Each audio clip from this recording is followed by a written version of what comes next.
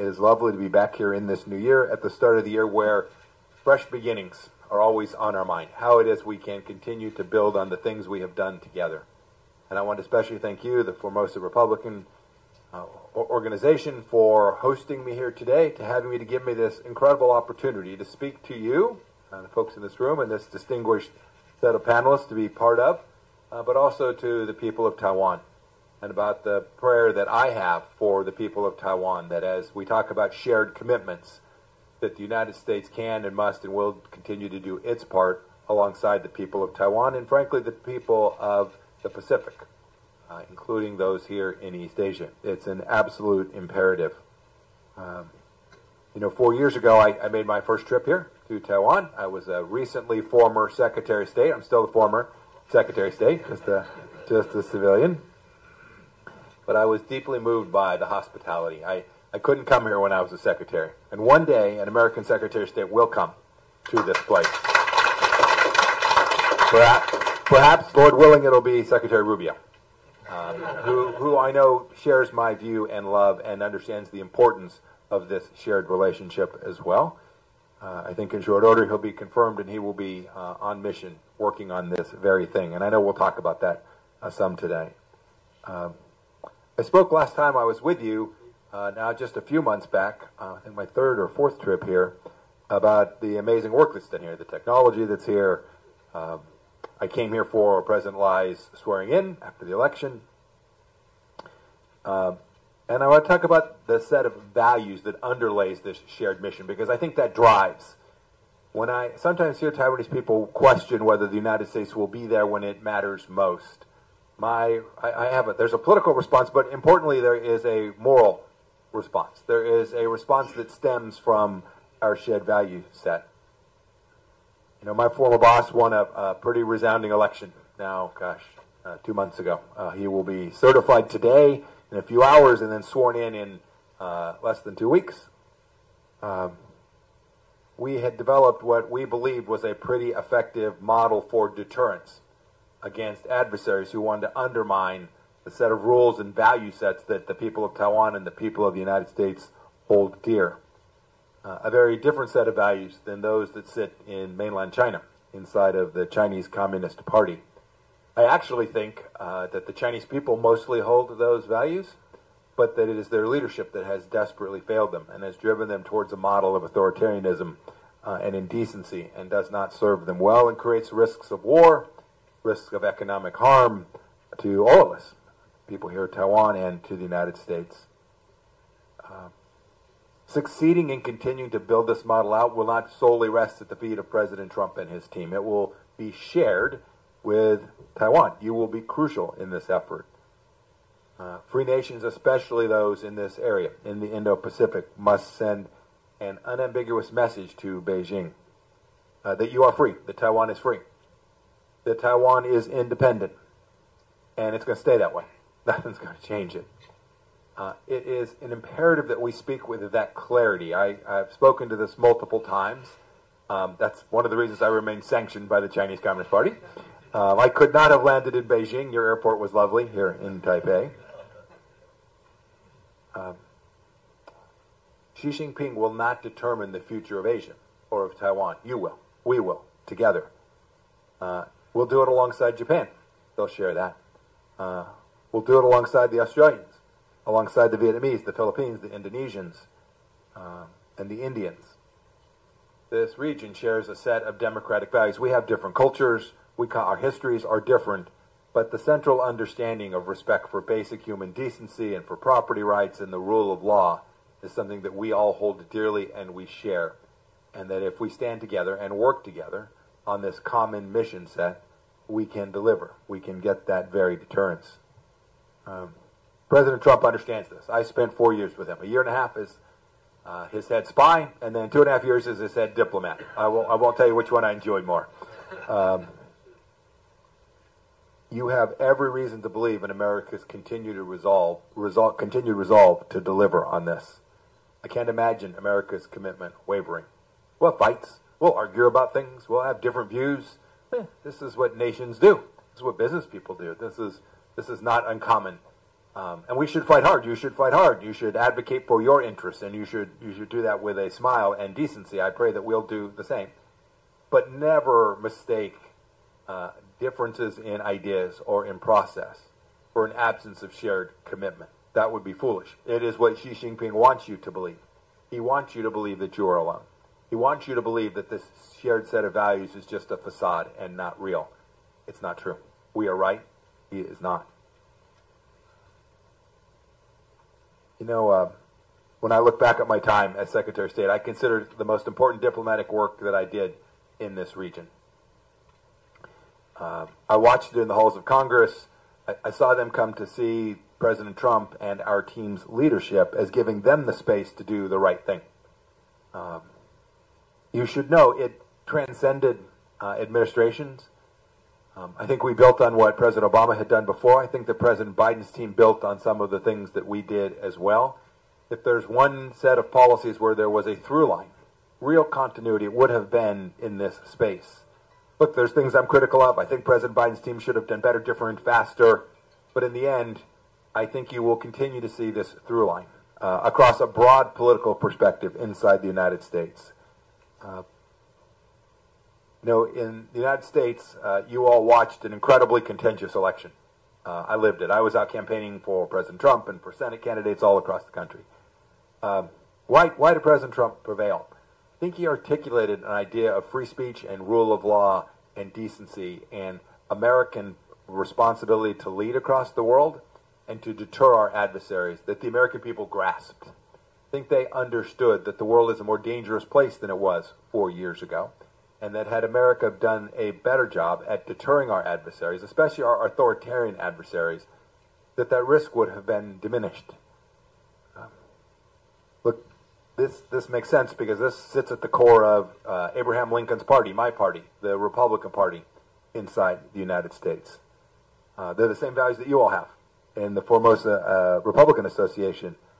They are, in my judgment, largely universal values, and it's all about the execution. How do you deliver?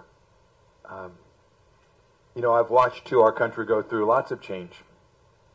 This modernization, in the same way that Taiwan is going through a massive modernization, the whole world is. By the way, you all are driving it. Some of the technologies, innovation, creativity, manufacturing capabilities, commercial processes are being driven by this relatively small place. You way out punch your weight.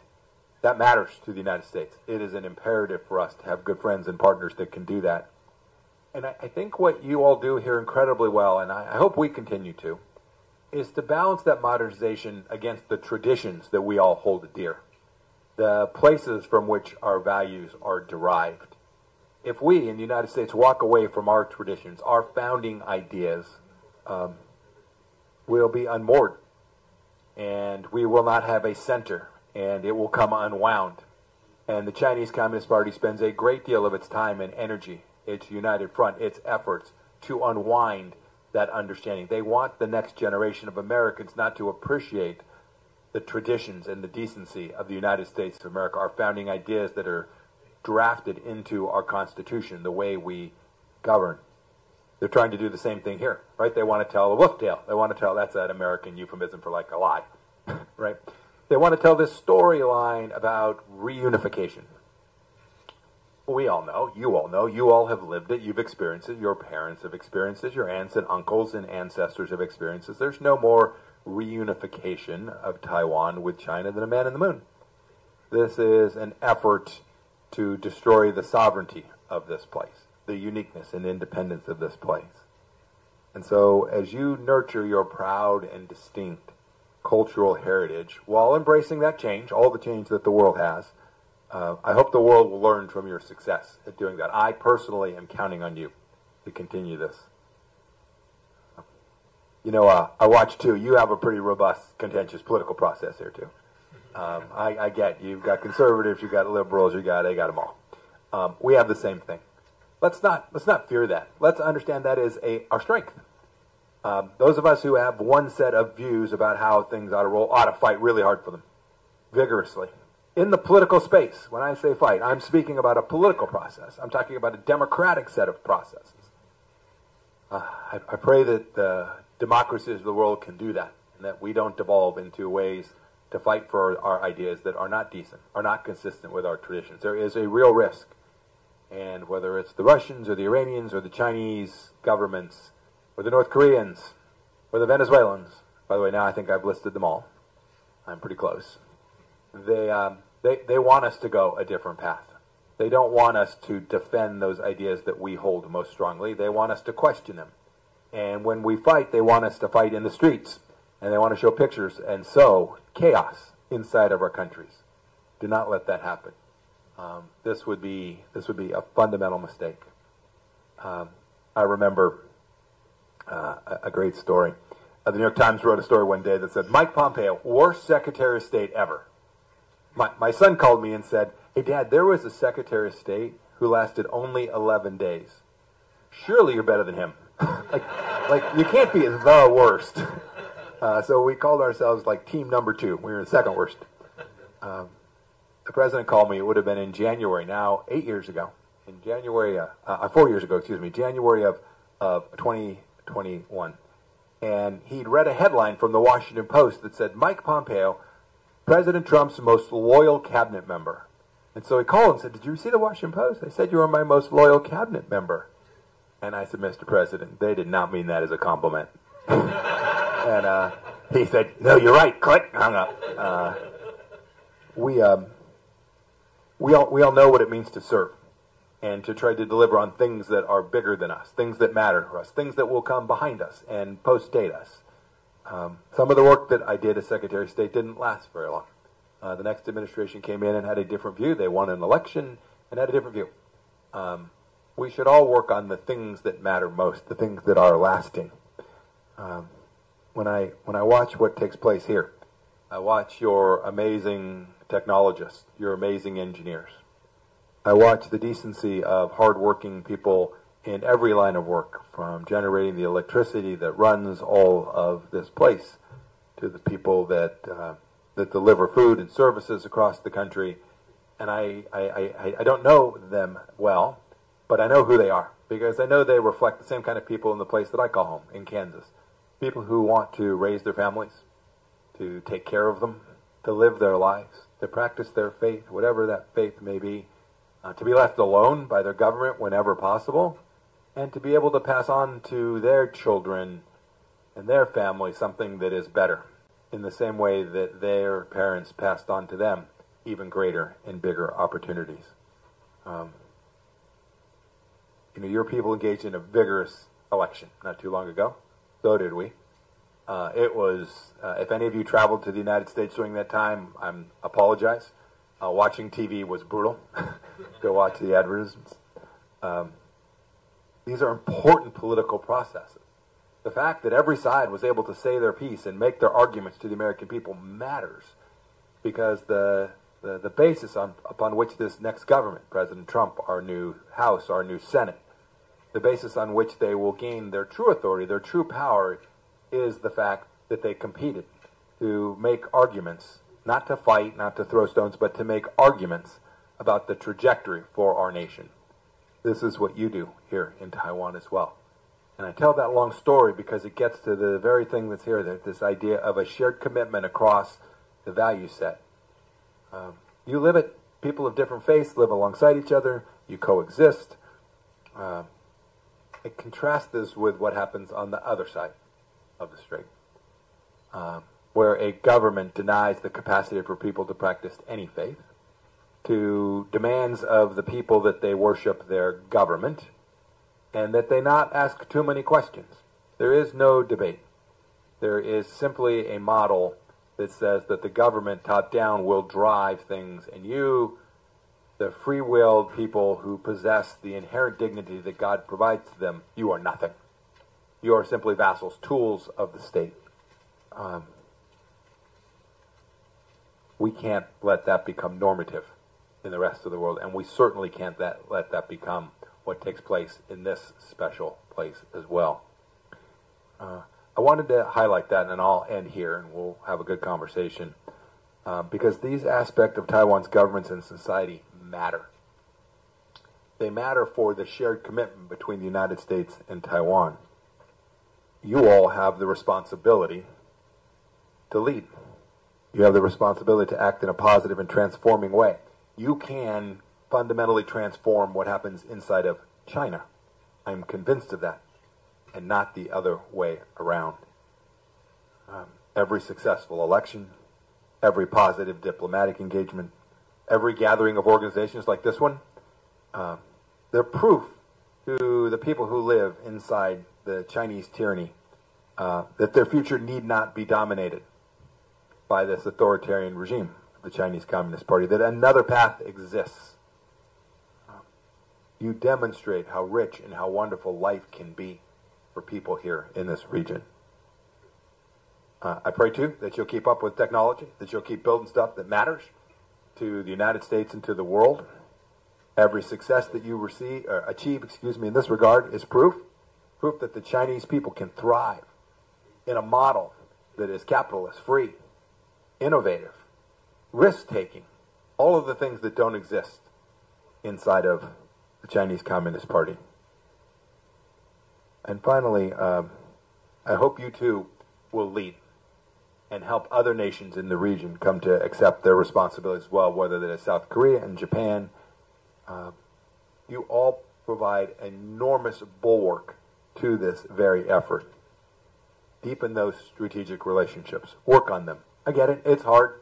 I know the histories, not as well as some of you, but I know these histories. We can break them.